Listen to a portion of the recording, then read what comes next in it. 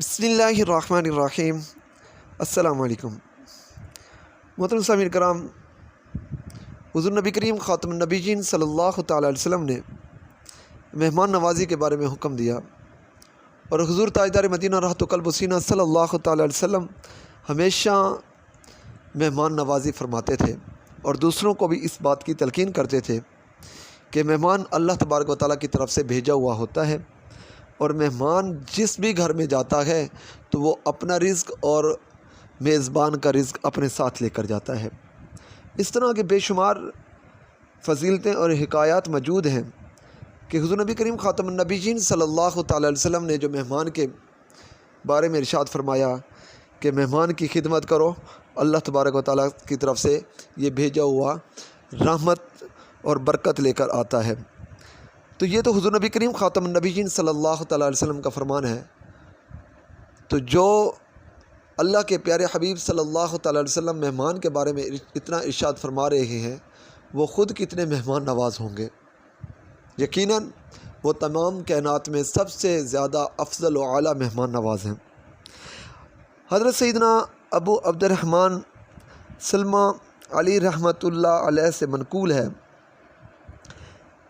کہ حضرت سیدنا منصور بن عبداللہ اصبہانی رحمۃ اللہ علیہ فرماتے ہیں کہ میں نے حضرت ابو الخیر اقطع رحمۃ اللہ علیہ کو یہ فرماتے ہوئے سنا کہ ایک مرتبہ جب میں مدینہ منورہ میں گیا تو مسلسل 5 دن کا فاقہ تھا، 5 دن سے ایک لقمہ بھی نہ کھایا تھا، اب جان لبوں پر آ چکی تھی۔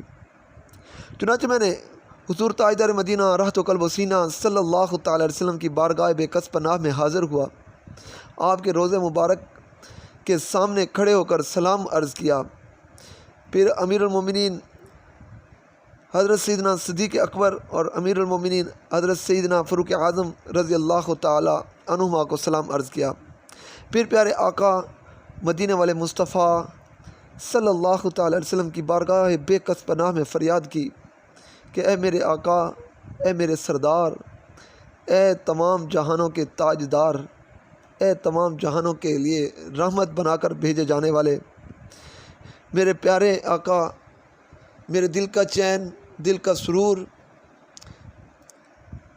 میرے روز جزا کے مالک، آج کی رات میں آپ کا مہمان ہوں۔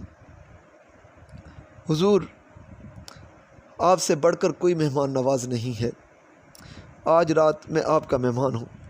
اتنا کہہ کر میں حضور نبی کریم خاتم النبیین صلی اللہ تعالیٰ علیہ وسلم کے ممبر شریف کے پیچھے جا کر سو گیا۔ سر کی آنکھیں تو کیا بند ہوئی، دل کی آنکھیں کھل گئی۔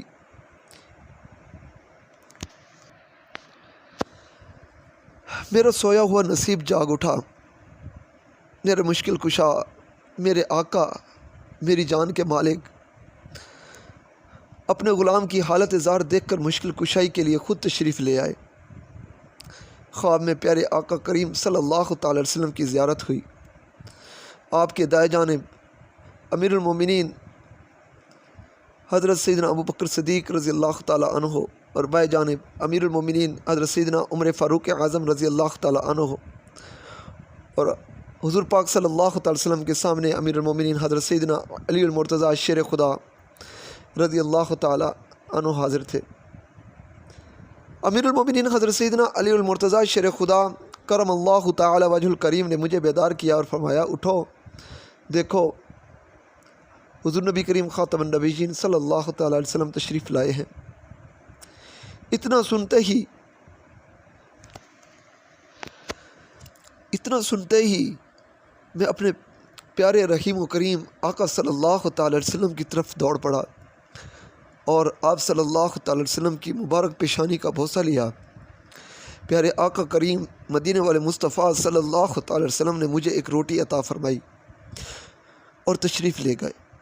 میں نے ابھی آدھی روٹی ہی کھائی تھی کہ آنکھ کھل گئی۔ جب آنکھ کھلی تو میں کیا دیکھتا ہوں، حضور نبی کریم خاتم النبیین صلی اللہ تعالی علیہ وسلم کی عطا کردہ بقیہ آدھی روٹی میرے ہاتھ میں موجود ہے۔ سبحان اللہ، مرادیں مانگنے سے پہلے ملتی ہیں مدینے میں، ہجوم جود نے روکا ہے بڑھنا دست حاجت کا۔ سبحان اللہ، ہمارے پیارے آقا مدینے والے مصطفیٰ صلی اللہ تعالی علیہ وسلم نے خود آ کر روٹی عنایت فرمائی اور اپنے مہمان کی کس طرح مشکل کشائی فرمائی۔ پیارے آقا کریم مدینے والے مصطفیٰ صلی اللہ تعالی علیہ وسلم کو اللہ تبارک و تعالیٰ نے بے شمار اختیارات عطا فرمائے ہیں۔ جس طرح آپ وصال ظہری سے قبل لوگوں کی رہنمائی مشکل کشائی فرماتے تھے، بعد وصال بھی رب قدیر کی عطا سے اپنے غلاموں کی مشکلات حل کرتے ہیں۔ تو محترم سامعین کرام، یہ حقیقت ہے۔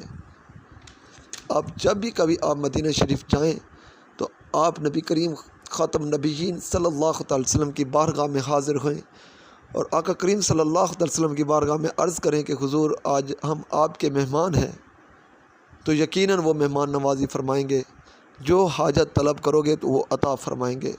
اللہ پاک سے دعا ہے کہ اللہ تبارک و تعالی ہمیں آپ صلی اللہ علیہ وسلم کی اطاعت کرنے والا بنائے اور مدینہ منورہ میں آپ صلی اللہ علیہ وسلم کے مواجد شریف کی باادب حاضری نصیب فرمائے۔